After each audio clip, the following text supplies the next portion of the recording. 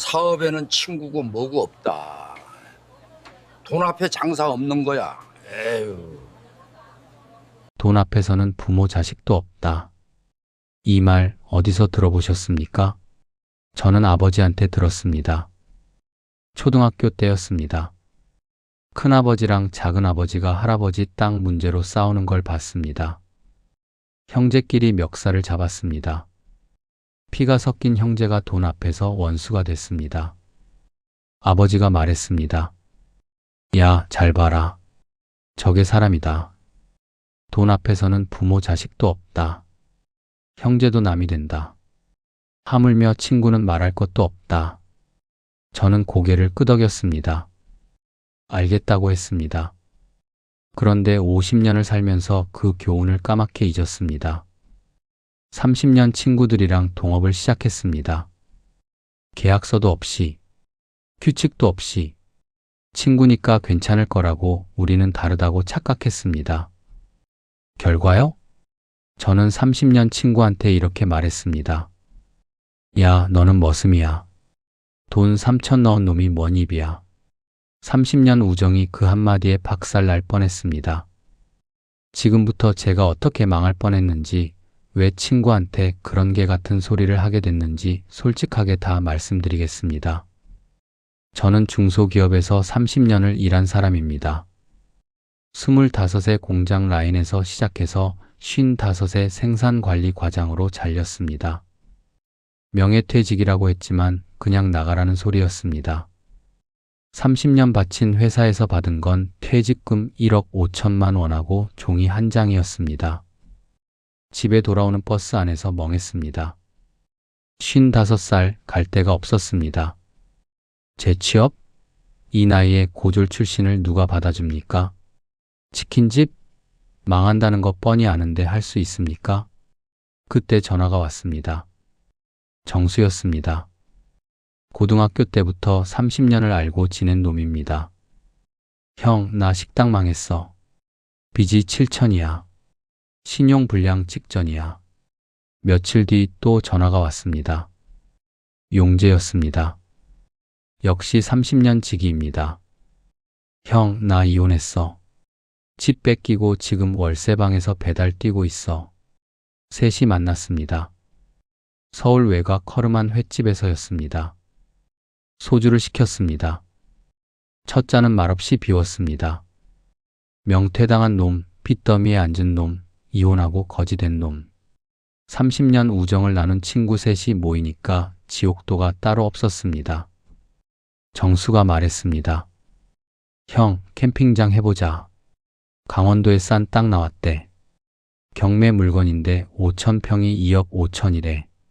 저는 코웃음을 쳤습니다. 야, 우리가 캠핑장을 뭘 알아. 텐트 쳐본 적도 없잖아. 그러니까 하자는 거야. 우리 같은 놈들이 뭘 할 수 있어. 재취업? 안 돼. 치킨집? 망해. 이거라도 해보자고. 용재가 거들었습니다. 형, 나는 몸이라도 쓸게. 이대로 각자 굶어 죽을 수는 없잖아. 술기운이었을 겁니다. 절박함이었을 겁니다.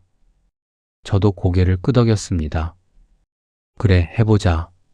이거 아니면 뭐가 있겠냐. 여기서 지옥이 시작됐습니다. 우리는 계약서를 안 썼습니다.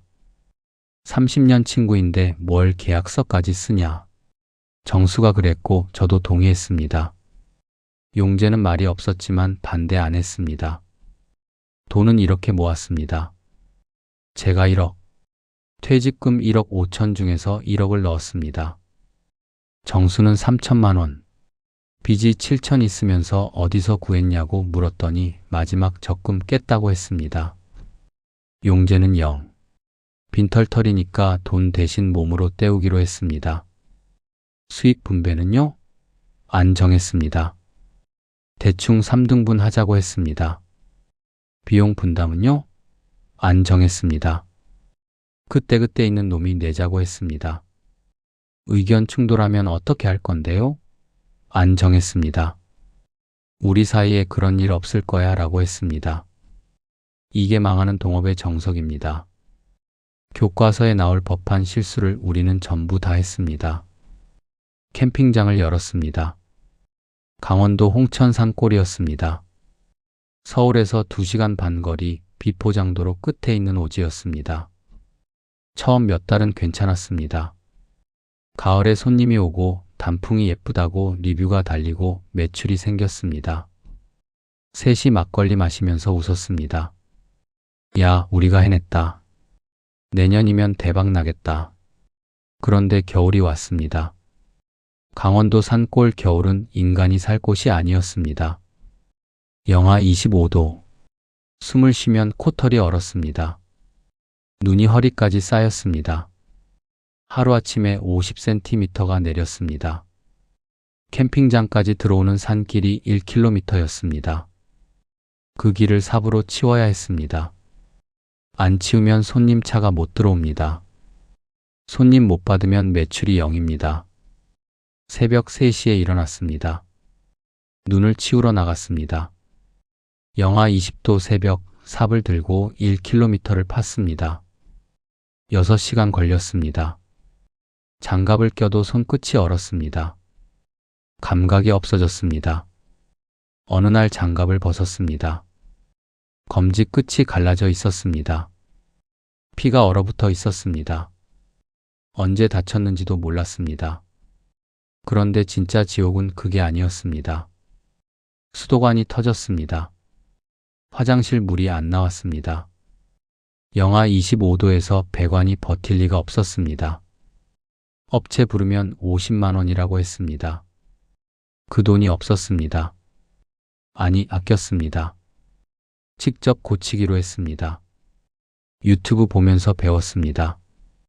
땅을 파고 토치로 얼음을 녹이고 터진 배관을 이었습니다. 그래도 물이 부족했습니다.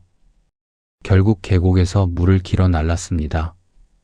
계곡이 300m 아래 비탈길에 있었습니다.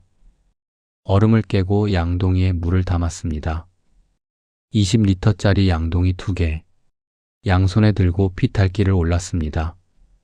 하루에 10번. 200리터. 허리가 끊어지는 줄 알았습니다.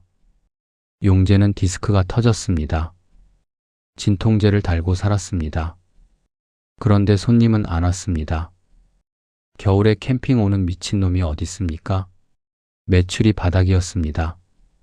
한 달에 100만 원도 못 벌었습니다. 그런데 지출은 나갔습니다. 전기세 80만 원, 난방료 50만 원, 대출이자 50만 원. 한 달에 200만 원이 빠져나갔습니다. 매달 100만 원씩 적자였습니다. 석 달이면 300만 원. 반년이면 600만 원. 제 통장이 바닥을 보이기 시작했습니다. 1억 5천 중에서 1억 투자하고 5천 남았는데 그 5천도 거의 다 썼습니다. 남은 돈이 2천만 원도 안 됐습니다. 여기서 인간의 본성이 드러났습니다. 돈이 없으니까 생각이 꼬이기 시작했습니다. 내가 1억 넣었어. 정수는 3천밖에 안 넣었어. 용제는 0이야. 그런데 왜 적자는 똑같이 나눠야 해? 왜 힘든 일도 똑같이 해야 해? 정수도 비슷하게 생각했을 겁니다. 형은 돈 많이 넣었으니까 좀 더 내야지. 나는 빚도 있는데 어떻게 더 내? 용제는 돈 안 넣었으니까 더 일해야지. 용제도 마찬가지였을 겁니다. 나는 돈이 없어서 못 낸 거야. 대신 몸으로 때우잖아. 형들은 왜 나한테 눈치를 줘? 서로 입 밖에는 안 냈습니다. 그런데 표정에 다 드러났습니다. 밥 먹을 때 말이 없어졌습니다. 눈치를 봤습니다. 분위기가 싸해졌습니다. 결국 터졌습니다. 난방유를 사야 했습니다. 30만 원이었습니다. 기름 없으면 얼어 죽습니다. 정수가 말했습니다. 형이네. 형이 돈 많잖아. 저도 지쳐 있었습니다. 새벽마다 눈 치우고 배관 고치고 물 나르고 몸이 망가지고 있었습니다. 거기다 돈까지 계속 나가니까 속이 터졌습니다. 야, 나도 바닥이야. 맨날 나만 내면 어떡해. 그럼 어쩌라고. 나는 진짜 없어. 없으면 왜 시작한 건데. 3천 넣고 사장 행세하냐? 순간 정수 얼굴이 굳었습니다. 뭐? 사장 행세? 형, 나보고 지금 뭐라고 한 거야? 들은 대로야. 3천 넣은 놈이 뭔 입이야. 감정이 폭발했습니다. 쌓였던 게 한꺼번에 터졌습니다. 그래, 내가 돈 없어. 돈 없는 게 죄야? 형은 돈 많이 넣었으니까 왕이야? 저도 소리쳤습니다. 그래, 내가 왕이야. 1억 넣은 내가 왕이고 3천 넣은 너는 머슴이야. 정수 눈에 눈물이 고였습니다. 목소리가 떨렸습니다. 형, 30년을 알고 지냈는데 나를 머슴으로 봤어? 아무 말도 못했습니다. 정수가 방으로 들어갔습니다. 문이 쾅 닫혔습니다. 용재가 저를 봤습니다. 눈빛이 차가웠습니다. 형, 너무했어. 알아. 그날 밤 잠이 안 왔습니다. 아버지 말씀이 떠올랐습니다. 돈 앞에서는 부모 자식도 칼든다. 형제도 남이 된다. 하물며 친구는 말할 것도 없다. 50년 전에 들은 말이었습니다. 평생 기억하겠다고 다짐했던 말이었습니다. 그런데 저는 똑같은 실수를 했습니다. 돈 앞에서 30년 친구한테 칼을 들었습니다. 머슴이라고 했습니다. 30년 우정을 제 손으로 부쉈습니다. 왜 이렇게 됐을까요? 계약서가 없어서입니다. 누가 얼마 넣고 수익은 어떻게 나누고 비용은 누가 내고 아무것도 안 정해놨습니다. 친구니까 괜찮을 거라고 생각했습니다. 친구라서 더 안 됩니다. 친구라서 계약서가 더 필요합니다. 친구라서 규칙이 더 필요합니다. 남들한테는 이 조건에 이만큼 줄게 하고 딱 정해놓고 시작합니다. 그런데 친구한테는 뭐 대충 나눠 먹자 하고 시작합니다. 그게 독입니다. 나중에 돈 문제 생기면 각자 머릿속으로 다른 계산을 합니다. 그 차이가 쌓이고 쌓여서 폭발합니다. 우리가 그랬습니다. 그런데 이 이야기에는 반전이 있습니다. 우리는 망할 뻔했지만 망하지 않았습니다. 갈라설 뻔했지만 갈라서지 않았습니다. 어떻게요? 그건 지금부터 말씀드리겠습니다. 새벽 3시 영하 25도 손끝이 터지도록 눈을 치우면서 우리가 깨달은 것들 시작합니다. 저는 가난하게 태어났습니다. 충청도 시골 논석 마지기가 전 재산인 집이었습니다. 아버지는 농사꾼이었고 어머니는 몸이 약했습니다. 동생이 둘 있었습니다. 저는 장남이었습니다. 장남이 뭔지 아십니까? 이 나라에서 가난한 집 장남은 인생이 정해져 있습니다. 빨리 돈 벌어서 집안 일으켜야 합니다. 대학? 꿈도 못 꿉니다. 취직해서 동생들 학비 대야 합니다. 고등학교 졸업하고 서울로 올라왔습니다. 18살이었습니다. 구로공단 근처 플라스틱 공장에 취직했습니다. 월급 48만 원. 그중 30만 원을 집에 붙였습니다. 남은 18만 원으로 한 달을 살았습니다. 고시원에서 잤습니다. 방이 관짝만 했습니다. 팔을 뻗으면 양쪽 벽에 닿았습니다. 여름엔 찜통이었고 겨울엔 냉동고였습니다. 그래도 불평 안 했습니다. 집에서 굶던 것보다는 나았으니까요. 공장 일은 지옥이었습니다. 새벽 6시에 출근해서 밤 10시에 퇴근했습니다. 하루 16시간. 주말도 없었습니다. 기계 돌아가는 소리가 귀를 찢었습니다. 플라스틱 타는 냄새가 코를 막았습니다. 여름엔 40도가 넘었습니다. 땀이 비 오듯 흘렀습니다. 그래도 버텼습니다. 돈 벌어야 했으니까요. 동생들 학비, 어머니 병원비, 아버지 농기계 수리비, 제 손에서 나가야 했습니다. 3년을 그렇게 살았습니다.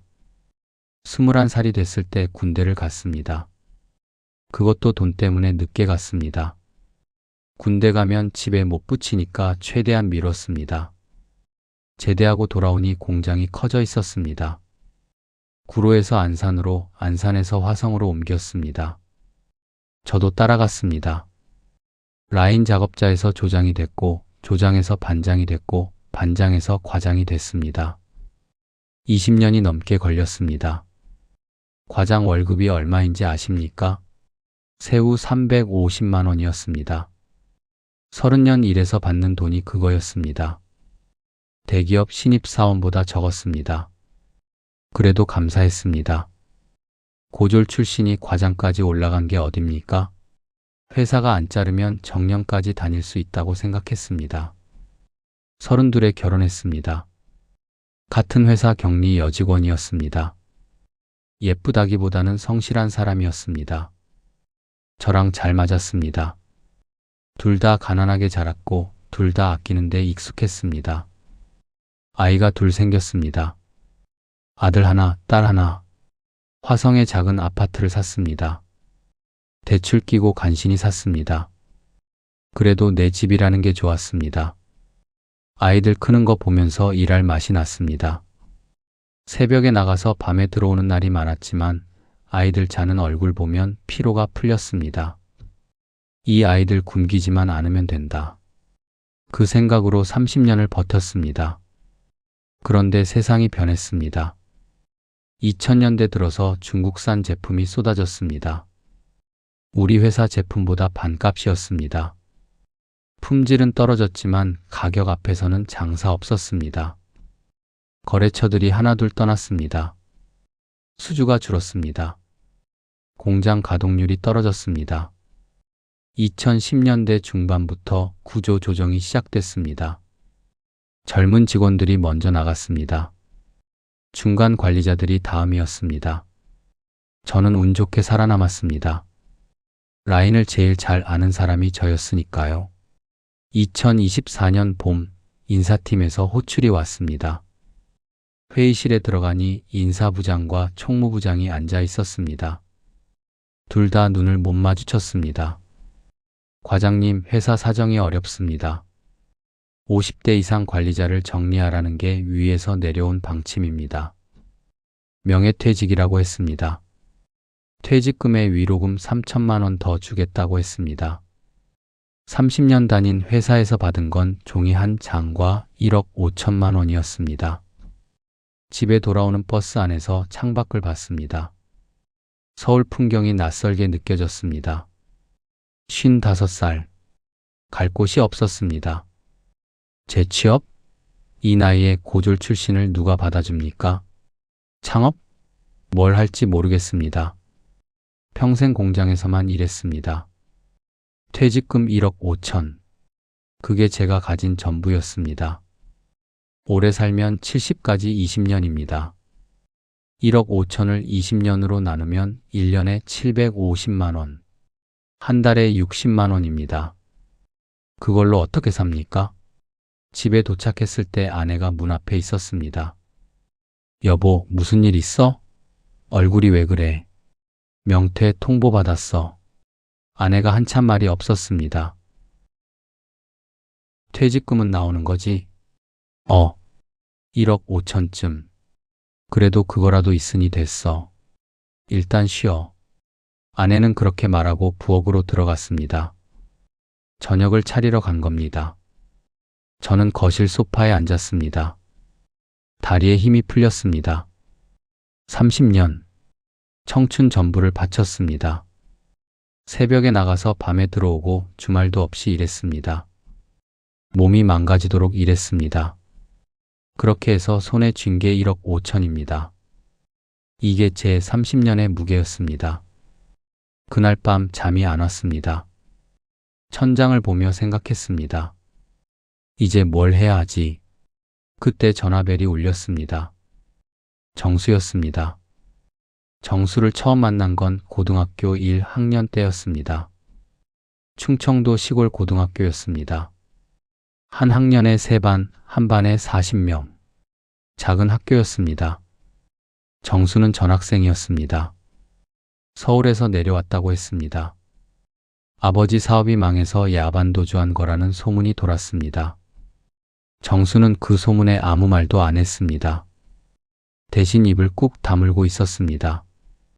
저랑 정수는 짝꿍이 됐습니다. 처음엔 서로 말이 없었습니다. 그런데 어느 날 점심시간에 정수가 도시락을 안 싸온 걸 봤습니다. 저도 그랬습니다. 집이 어려워서 밥을 못 싸오는 날이 있었습니다. 정수와 눈이 마주쳤습니다. 서로 알아봤습니다. 아, 이 새끼도 나랑 같구나. 그날 점심시간에 둘이 운동장에 나갔습니다. 친구들이 도시락 까먹을 때 우리는 밖에서 축구공을 찼습니다.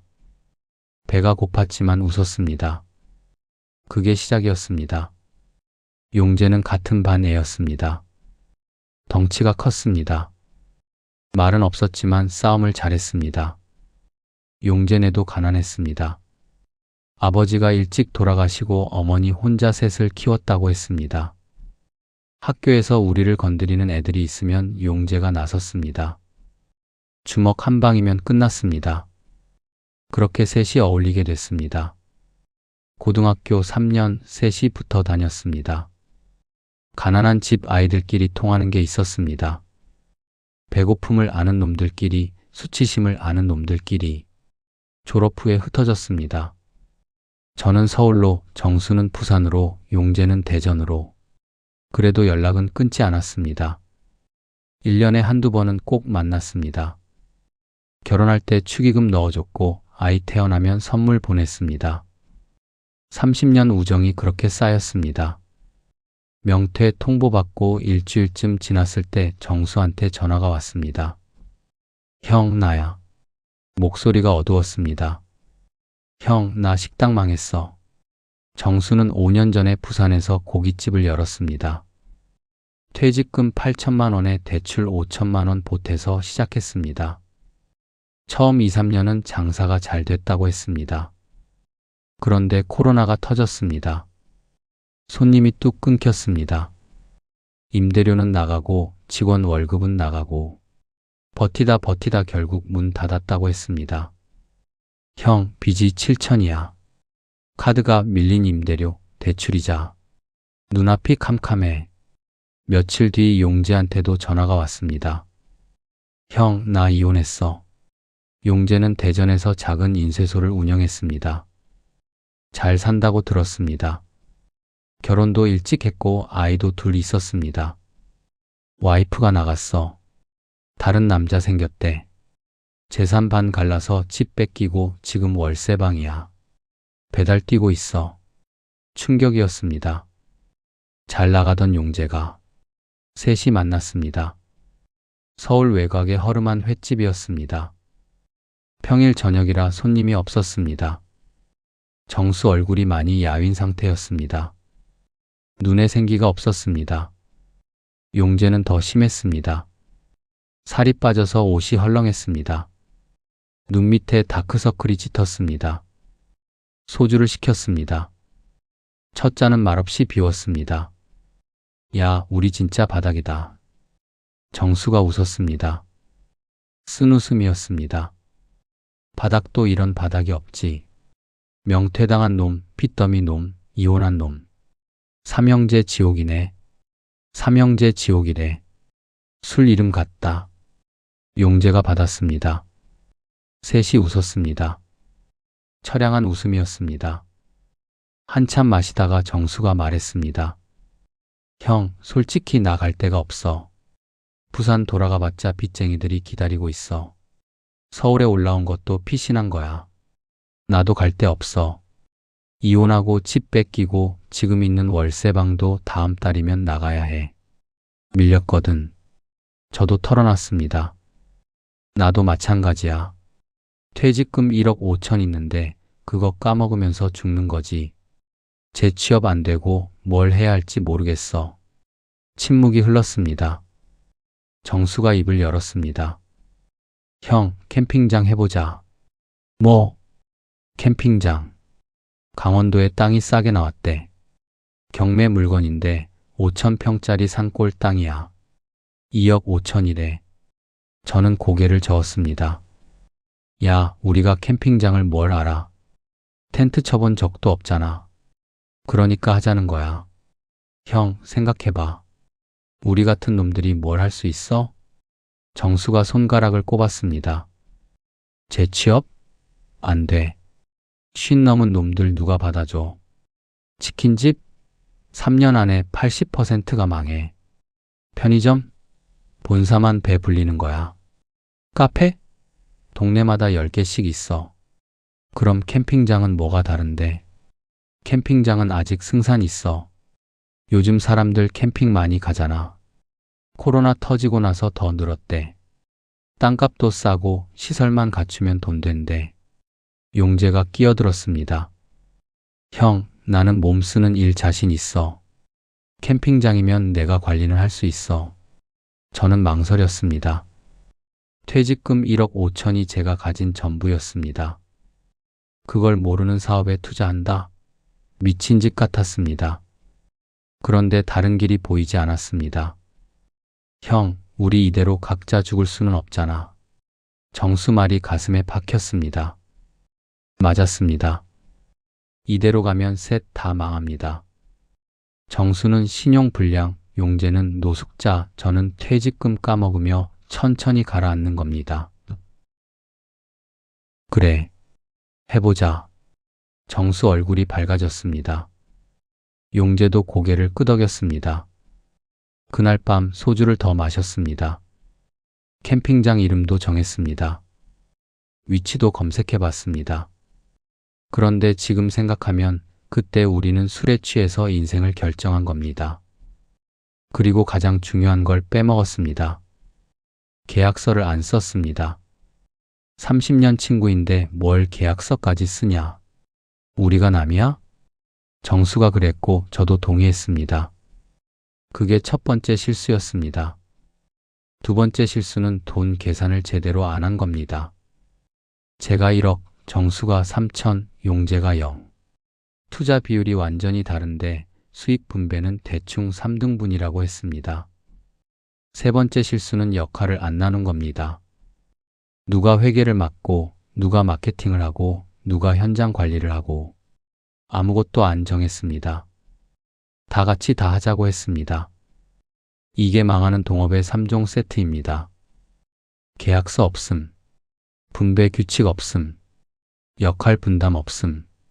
우리는 그 세 가지를 완벽하게 갖췄습니다. 망하려고 작정한 것처럼. 강원도 홍천, 서울에서 차로 2시간 반 거리입니다. 경매로 나온 땅을 보러 갔습니다. 내비게이션이 안내하는 대로 국도를 달리다가 좁은 산길로 들어섰습니다. 아스팔트가 끝나고 비포장도로가 시작됐습니다. 차가 덜컹거렸습니다. 15분쯤 더 들어가니 땅이 나왔습니다. 와! 셋이 동시에 탄성을 질렀습니다. 5,000평짜리 산골 땅. 앞에는 개울이 흐르고 뒤에는 산이 병풍처럼 둘러싸고 있었습니다. 공기가 달랐습니다. 맑고 시원했습니다. 새소리가 들렸습니다. 형, 여기다. 여기 하자. 정수가 말했습니다. 저도 마음이 끌렸습니다.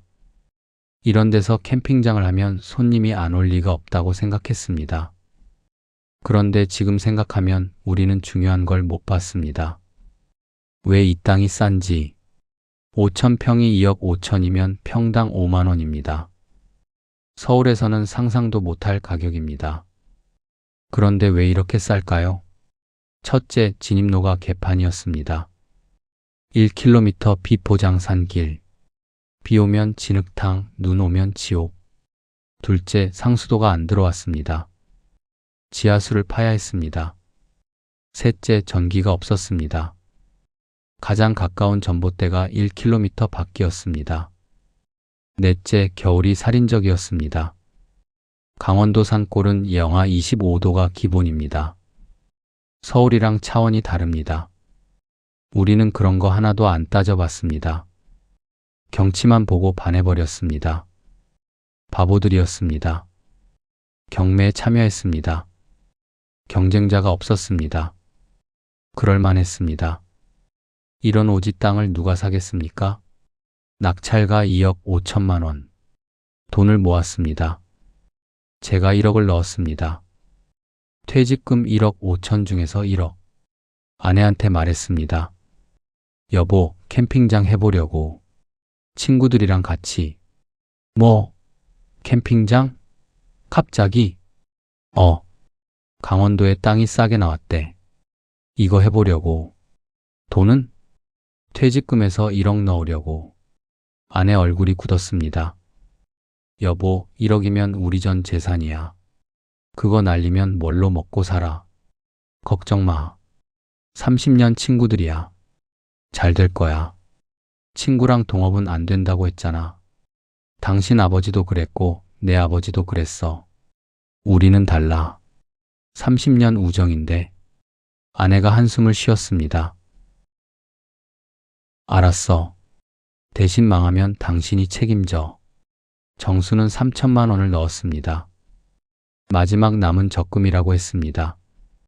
용재는 돈이 없었습니다. 대신 현장에 상주하면서 관리하기로 했습니다. 1억 3천만 원. 땅값 2억 5천에서 부족한 1억 2천은 대출을 받았습니다. 땅을 담보로 농협에서 빌렸습니다. 이자가 연 5%, 한 달에 50만 원씩 나갔습니다. 공사가 시작됐습니다. 데크를 깔아야 했습니다. 캠핑장에는 텐트 칠 자리가 필요합니다. 나무 데크 30개. 업체에 맡기면 비싸서 직접 하기로 했습니다. 목재를 사다 날랐습니다. 톱질하고 못질했습니다. 처음 해보는 일이라 서툴렀습니다. 손에 물집이 잡혔습니다. 톱에 손가락을 베기도 했습니다. 전기를 끌어와야 했습니다. 한전에 신청하니 공사비가 2천만 원이라고 했습니다. 눈이 튀어나왔습니다. 그래도 어쩔 수 없었습니다. 전기 없이는 캠핑장을 못 돌립니다. 화장실을 지어야 했습니다. 정화조 묻고 건물 올리고 업체에 맡기면 5천만 원 넘는다고 해서 직접 했습니다. 유튜브 보면서 벽돌 쌓고 시멘트 발랐습니다. 결과물이 삐뚤빼뚤했지만 그래도 됐습니다. 지하수를 파야 했습니다. 업체 불러서 시추했더니 물이 안 나왔습니다. 위치 바꿔서 다시 파니 그제야 물이 나왔습니다. 비용만 800만 원 들었습니다. 돈이 물처럼 빠져나갔습니다. 땅값 2억 5천, 데크 목재비 3천만 원, 전기 공사비 2천만 원, 화장실 공사비 2천만 원, 지하수 시추비 800만 원, 기타 잡비 2천만 원. 합계 3억 5천만 원. 예상보다 1억이 더 들었습니다. 그 1억은 어디서 나왔을까요? 제 퇴직금 나머지 5천만 원. 정수가 신용대출로 빌린 2천만 원. 용재가 누나한테 빌린 1천만 원. 그리고 추가 담보대출 2천만 원. 시작도 하기 전에 빚이 1억 4천만 원이었습니다. 석 달이 걸렸습니다. 여름 내내 공사했습니다. 더위에 쓰러지기도 했습니다. 정수가 열사병 걸려서 이틀 누웠습니다. 용재는 허리 디스크가 재발했습니다. 드디어 개장했습니다. 그해 9월. 이름은 별빛 캠핑장. 밤에 별이 쏟아지는 게 여기 특징이니까 정수가 지었습니다. 첫 손님이 오던 날 서울에서 온 30대 부부였습니다. 아이가 둘 있었습니다. 와, 여기 진짜 좋다. 공기 봐, 공기. 그 말에 얼마나 뿌듯했는지 모릅니다. 첫 달 매출은 300만 원. 많지 않았지만 시작치고 나쁘지 않았습니다. 10월에는 500만 원으로 올랐습니다. 단풍철이라 경치가 좋았습니다. 이대로 가면 되겠다. 내년 봄이면 본격적으로 돈 벌겠다. 정수가 말했습니다. 저도 그렇게 생각했습니다. 그런데 겨울이 왔습니다. 강원도 산골의 겨울을 우리는 전혀 모르고 있었습니다. 11월 중순 첫눈이 내렸습니다. 예쁘다고 생각했습니다. 하얀 눈이 산을 덮고 개울가에 쌓이고 데크 위에 소복이 얹혔습니다. 야, 인스타 올려. 겨울왕국 같다고 해. 정수가 사진을 찍었습니다. 좋아요가 200개 넘게 달렸습니다. 그게 악몽의 시작인 줄 몰랐습니다. 눈이 멈추지 않았습니다. 하루 이틀이 아니라 사나흘씩 계속 내렸습니다. 쌓이고 또 쌓였습니다. 무릎까지, 허벅지까지, 허리까지. 서울에서 10cm 오면 난리입니다. 강원도 산골은 50cm가 기본이었습니다. 하룻밤에 문제는 진입로였습니다. 캠핑장까지 들어오는 산길이 1km였습니다. 그 길에 눈이 쌓이면 차가 못 들어옵니다. 손님 차가 못 들어오면 매출이 0입니다. 제설차 같은 건 없었습니다. 면사무소에 연락했더니 비포장 사유지는 지원 안 된다고 했습니다. 우리가 직접 치워야 했습니다. 삽으로 새벽 3시에 일어났습니다. 밖에 나가니 세상이 하였습니다. 눈이 허리까지 쌓여 있었습니다. 숨을 쉬니 코털이 얼었습니다. 영하 20도였습니다. 삽을 들었습니다. 셋이 일렬로 서서 파기 시작했습니다. 눈이 무거웠습니다. 삽으로 퍼서 옆으로 던지고 또 퍼서 던지고. 단순한 동작인데 몸이 금방 지쳤습니다. 땀이 났습니다. 그런데 땀이 식으면서 오한이 왔습니다. 춥고 덥고 춥고 덥고 몸이 버티질 못했습니다. 장갑을 꼈는데도 손가락이 얼얼했습니다. 감각이 없어졌습니다. 그래도 멈출 수 없었습니다. 쉬면 몸이 굳었습니다. 1시간 지났습니다. 100m도 못 팠습니다. 2시간 지났습니다. 200m, 3시간 지났습니다. 300m, 1km를 다 파려면 얼마나 걸리는 겁니까? 해가 떴습니다. 4시간째였습니다. 반도 못 치웠습니다. 정수가 주저앉았습니다. 형, 나 좀 쉴게. 다리가 안 움직여. 용재도 허리를 잡았습니다. 디스크가 있는 놈이었습니다. 형, 허리가 터질 것 같아. 저도 숨이 찼습니다. 심장이 터질 것 같았습니다. 55살 몸이 버틸 수가 없었습니다. 그래도 쉴 수 없었습니다. 그날 예약이 2팀 있었습니다. 그 손님들 돈이 우리한테는 절실했습니다. 조금만 더 하자. 손님 온다. 6시간 걸렸습니다.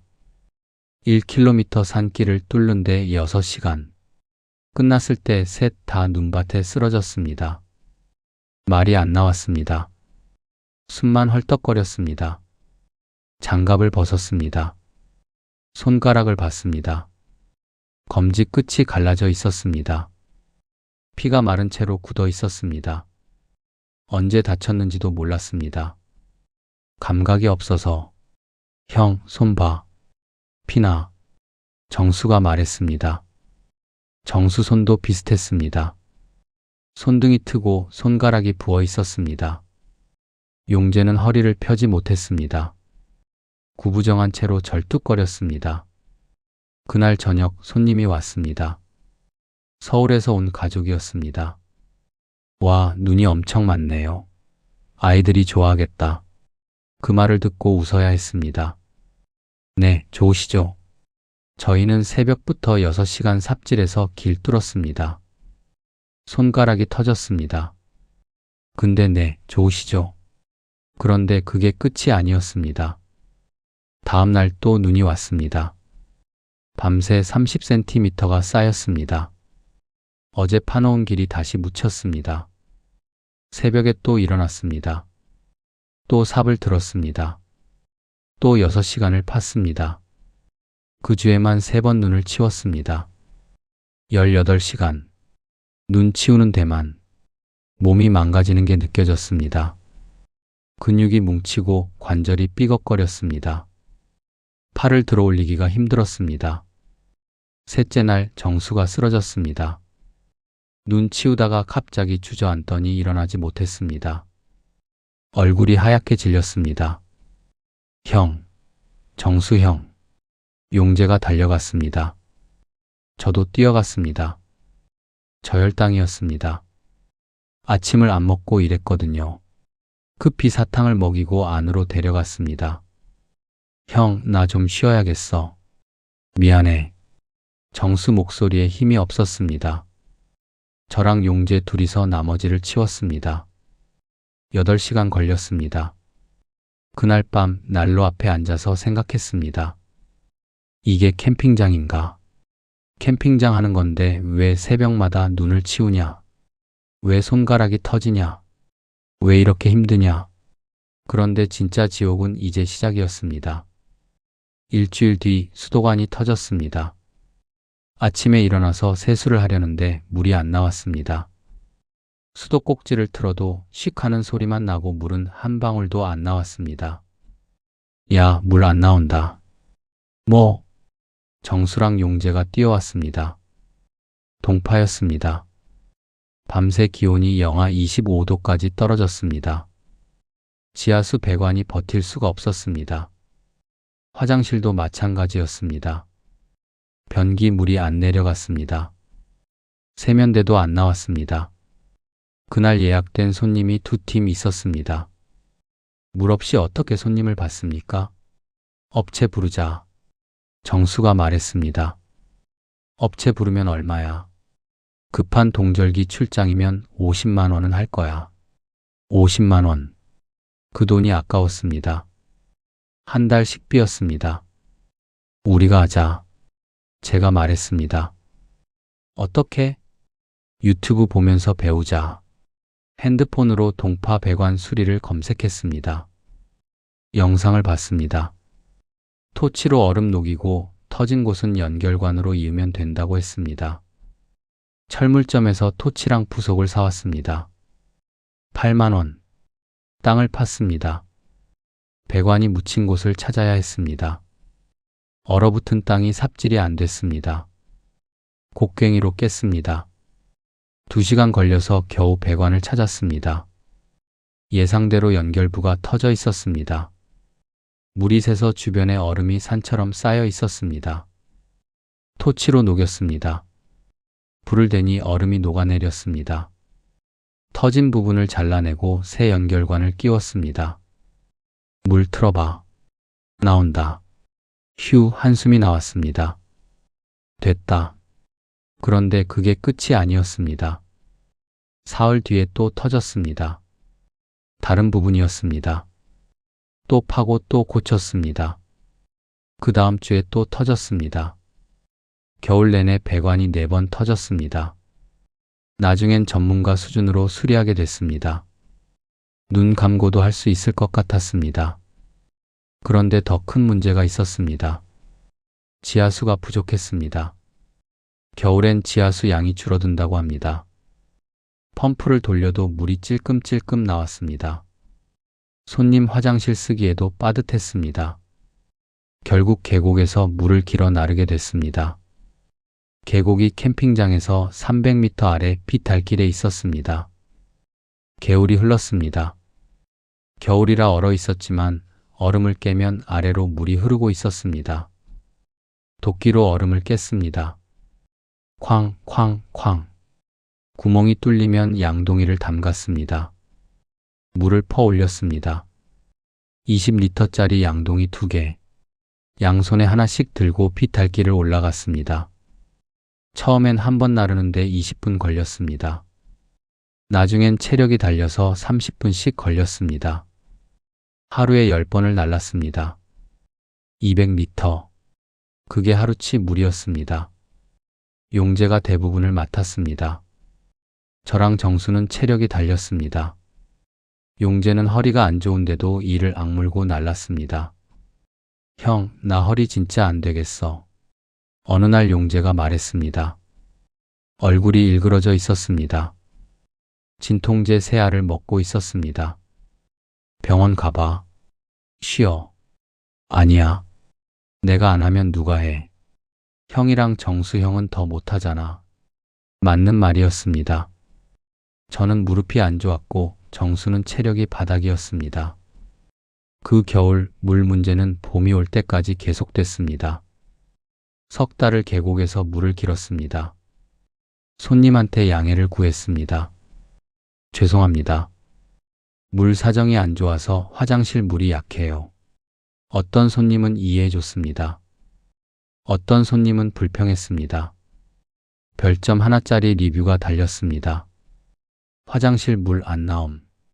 돈 받고 장사하면서 기본도 안 되어 있음. 다시는 안 감. 그 리뷰 보고 밤새 잠을 못 잤습니다. 열심히 했습니다. 새벽마다 눈 치우고 손가락 터지도록 배관 고치고 허리 끊어지도록 물 날랐습니다. 그래도 욕을 먹었습니다. 그날 밤 눈물이 났습니다. 아무도 안 보는 데서 울었습니다. 55살 먹은 남자가 울었습니다. 이게 뭔가 싶었습니다. 왜 이 고생을 하냐? 퇴직금 들고 서울에 가만히 있었으면 이런 꼴은 안 당했을 텐데. 그런데 진짜 문제는 따로 있었습니다. 돈이었습니다. 겨울 석 달 동안 적자가 300만 원 넘게 쌓였습니다. 매출은 100만 원도 안 됐는데 지출은 200만 원 넘게 나갔습니다. 제 통장이 바닥이 보이기 시작했습니다. 남은 돈이 2천만 원도 안 됐습니다. 그리고 돈 문제는 우리 사이를 갉아먹기 시작했습니다. 돈이 없으니까 본색이 드러났습니다. 저도 그랬고 정수도 그랬고 용재도 그랬습니다. 처음엔 속으로만 생각했습니다. 내가 1억 넣었어. 정수는 3천밖에 안 넣었어. 용재는 0이야. 그런데 왜 힘든 일은 똑같이 나눠야 해? 정수는 3천 넣고 사장 행세해. 일은 나만큼 안 하면서 입만 살아. 용재는 돈 한 푼 안 넣고 밥만 얻어먹는 거 아니야? 입 밖에는 안 냈습니다. 그런데 표정에 다 드러났습니다. 밥 먹을 때 말이 없어졌습니다. 예전엔 막걸리 마시면서 수다를 떨었는데 이젠 묵묵히 먹고 각자 방으로 들어갔습니다. 시선이 차가워졌습니다. 서로 눈치를 봤습니다. 뭔가 말하려다가 입을 다물었습니다. 그러다가 결국 터졌습니다. 12월 말이었습니다. 난방유를 사야 했습니다. 기름이 거의 바닥났습니다. 기름값 30만 원 나왔어. 누가 낼 거야? 제가 물었습니다. 정수가 말했습니다. 형이 내. 형이 돈 많이 넣었잖아. 순간 속에서 뭔가 올라왔습니다. 야, 나도 바닥이야. 맨날 나만 내면 어떡해. 형이 1억 넣었잖아. 나는 3천밖에 없어. 없는 놈한테 어쩌라고. 없으면 왜 시작한 건데. 말이 나가기 시작했습니다. 멈출 수가 없었습니다. 너는 3천 넣고 사장 행세하냐. 일은 안 하면서 입만 살았어. 정수 얼굴이 불그락 푸르락해졌습니다. 뭐? 내가 일 안 해? 형은 뭘 했는데? 돈 넣은 거 빼고 뭘 했냐고. 뭘 하긴. 새벽마다 눈 치우고 배관 고치고 물 나르고 다 했잖아. 나도 다 했어. 형만 한 거 아니야. 목소리가 높아졌습니다. 용재가 끼어들었습니다. 둘 다 그만해. 넌 빠져. 돈 한 푼 안 넣은 놈이 뭔 입이야. 제가 말했습니다. 순간 용재 얼굴이 굳었습니다. 형, 그렇게 생각했어? 나를 거저먹는 놈으로 봤어? 아니, 그게 아니라 나는 돈이 없어서 못 낸 거야. 대신 몸으로 때웠잖아. 누가 매일 계곡에서 물 나른 건데? 누가 허리 터지도록 일한 건데? 용재 눈에 눈물이 고였습니다. 처음 봤습니다. 그 덩치 큰 놈이 우는 걸. 저도 감정이 폭발했습니다. 그래, 내가 일 많이 했어. 근데 돈은? 돈은 내가 다 냈잖아. 1억이야, 1억. 그 돈이 얼마인데? 돈. 형은 돈밖에 모르냐. 정수가 소리쳤습니다. 그래, 돈이 제일 중요해. 돈 없으면 아무것도 못해. 3천 넣은 놈이 뭔 소리야. 순간 입에서 말이 튀어나왔습니다. 야, 너는 머슴이야. 1억 넣은 내가 주인이고 3천 넣은 너는 머슴이야. 내뱉고 나서 시간이 멈춘 것 같았습니다. 정수가 저를 봤습니다. 눈에 눈물이 고여 있었습니다. 형, 30년을 알고 지냈는데 나를 머슴으로 봤어? 아니, 내가 흥분해서. 됐어. 더 이상 말 안 할래. 정수가 방으로 들어갔습니다. 문이 쾅 닫혔습니다. 용재가 저를 봤습니다. 눈빛이 얼음장 같았습니다. 형, 실망이야. 용재도 나가버렸습니다. 혼자 남았습니다. 난로가 타닥타닥 소리를 냈습니다. 뭘 한 거지? 30년 친구한테 머슴이라고 했습니다. 돈 없다고 무시했습니다. 제 입으로 아버지 말씀이 떠올랐습니다. 돈 앞에서는 부모 자식도 칼든다. 형제도 남이 된다. 하물며 친구는, 저는 칼을 들었습니다. 30년 친구한테. 그날 밤 잠이 안 왔습니다. 새벽 3시에 일어났습니다. 밖을 보니 또 눈이 내리고 있었습니다. 눈을 치워야 했습니다. 안 치우면 내일 손님이 못 들어옵니다. 삽을 들고 밖으로 나갔습니다. 한참을 파는데 뒤에서 발소리가 들렸습니다. 돌아보니 정수가 서 있었습니다. 삽을 들고 말없이 옆에 와서 눈을 파기 시작했습니다. 조금 뒤에 용재도 나왔습니다. 역시 삽을 들고 셋이 말없이 눈을 치웠습니다. 1시간, 2시간. 날이 밝아올 무렵 정수가 입을 열었습니다. 형, 나도 미안해. 예민했어. 아니야. 내가 미안해. 내가 개 같은 소리 했어. 용재가 말했습니다. 우리 이러지 말자. 이러다 진짜 망해. 맞았습니다. 우리가 싸우면 진짜 망합니다. 캠핑장도 망하고 30년 우정도 망합니다. 계약서 쓰자. 제가 말했습니다. 뭐? 계약서. 진작 썼어야 했어. 누가 얼마 넣었고 수익은 어떻게 나누고 비용은 어떻게 분담하고 다 정해놓자. 종이에 적고 도장 찍자. 정수가 고개를 끄덕였습니다. 그래. 그랬어야 했어. 용재도 동의했습니다. 늦었지만 하자. 그날 저녁 3시 둘러앉아서 계약서를 썼습니다. 투자 비율, 수익 분배, 비용 분담, 역할 분담, 의사결정 방식. A사 용지 3장이 됐습니다. 3사람이 도장을 찍었습니다. 찍고 나니 마음이 편해졌습니다. 뭔가 찜찜했던 게 정리된 느낌이었습니다. 진작 이랬어야 했는데. 정수가 말했습니다. 우리가 바보였어. 친구니까 괜찮을 줄 알았어. 친구라서 더 필요했던 거야. 맞았습니다. 친구라서 계약서가 더 필요했습니다. 남한테는 정확히 따지면서 친구한테는 대충 넘어간 게 문제였습니다. 돈 앞에서 30년 우정도 흔들립니다. 규칙이 없으면 감정이 앞섭니다. 감정이 앞서면 싸웁니다. 싸우면 끝입니다. 계약서가 우정을 지켜줍니다. 이상하게 들리지만 사실입니다. 그날 밤 오랜만에 셋이 술을 마셨습니다. 웃으면서. 겨울이 지나갔습니다. 3월 중순 눈이 녹기 시작했습니다. 산에서 물이 흘러내렸습니다. 얼어붙었던 계곡이 풀렸습니다. 지하수도 다시 나왔습니다. 물 걱정이 사라졌습니다. 새벽에 눈 치울 일도 없어졌습니다. 날이 풀리니 손님이 늘었습니다. 주말마다 예약이 찼습니다. 봄 캠핑 시즌이 시작된 겁니다. 매출이 올랐습니다.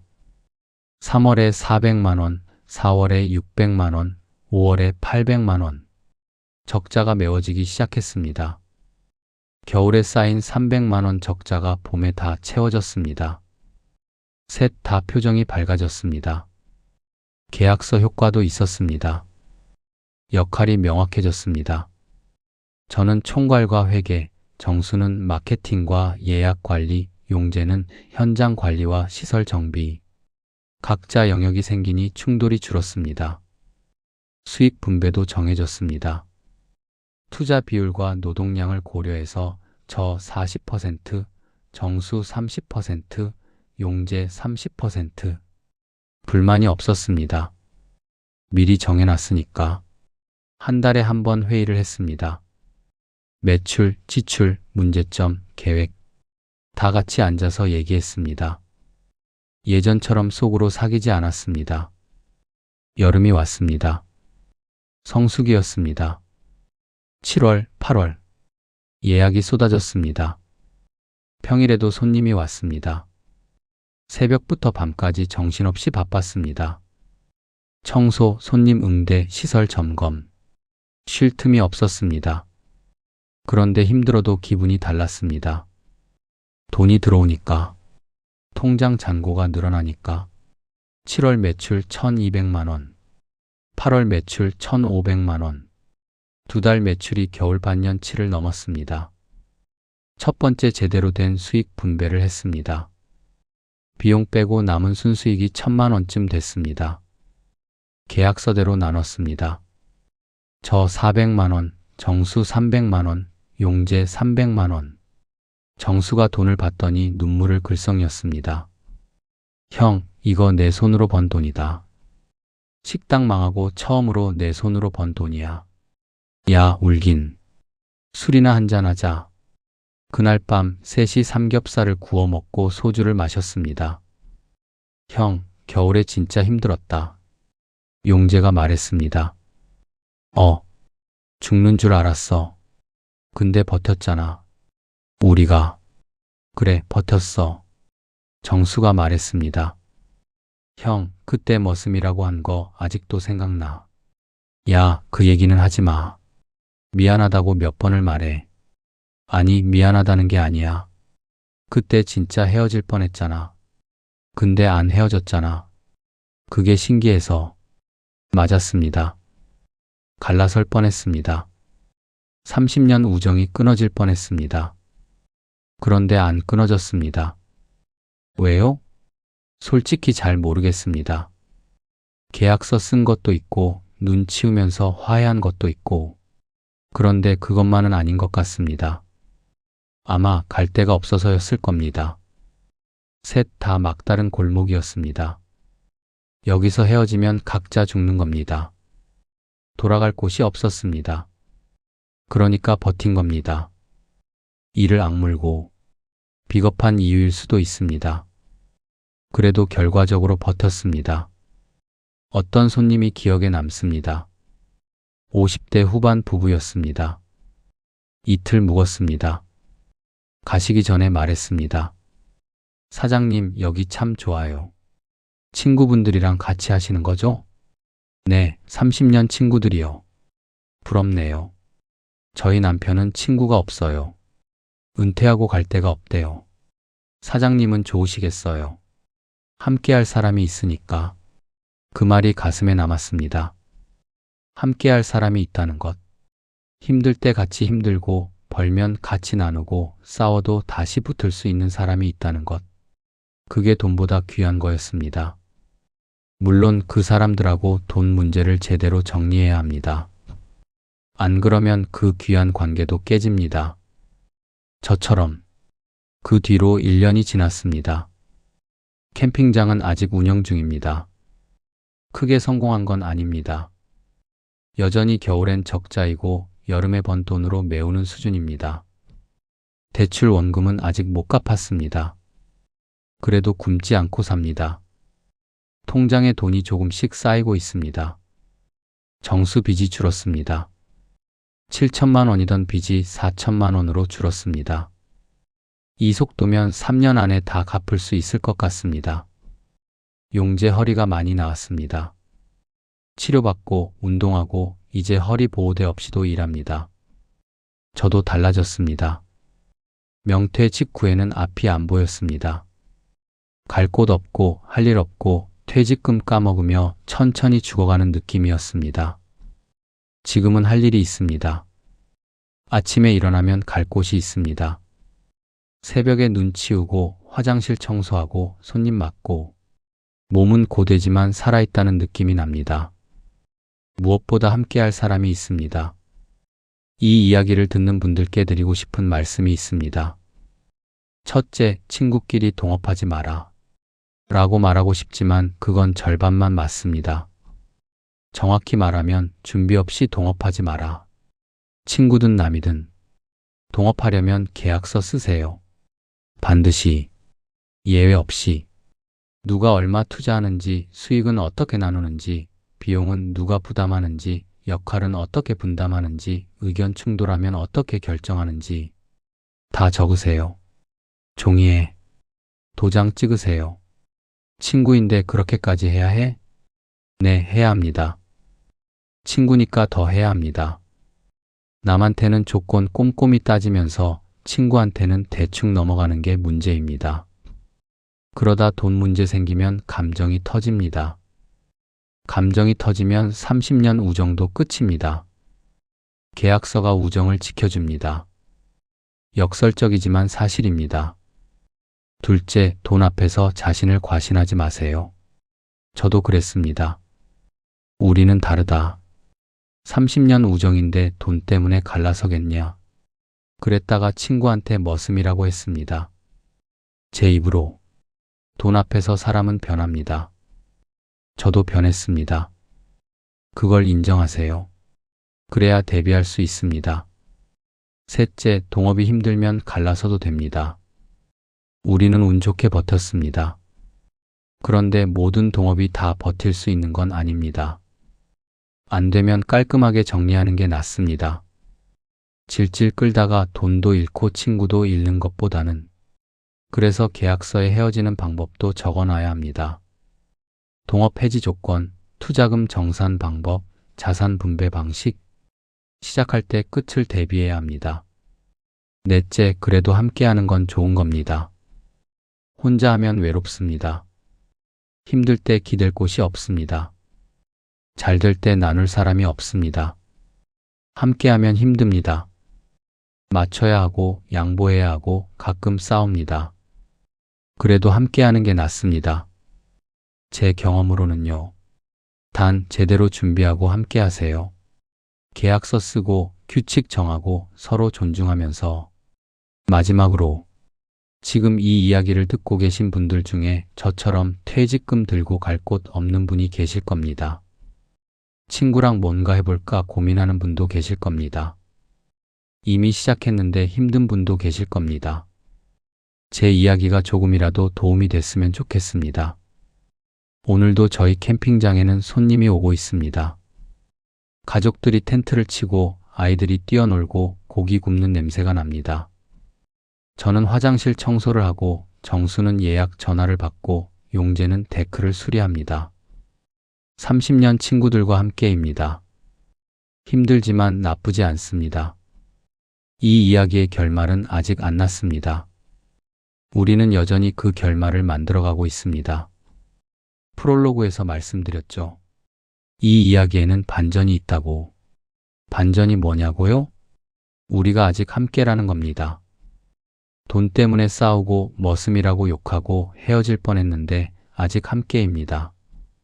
그게 반전입니다. 별거 아닌 것 같지만 저한테는 기적입니다. 돈 앞에서 부모 자식도 칼 든다고 했습니다. 맞습니다. 저도 칼 들었습니다. 그런데 칼을 내려놨습니다. 다시 손을 잡았습니다. 그게 가능하다는 걸 알려드리고 싶었습니다. 끝까지 들어주셔서 감사합니다.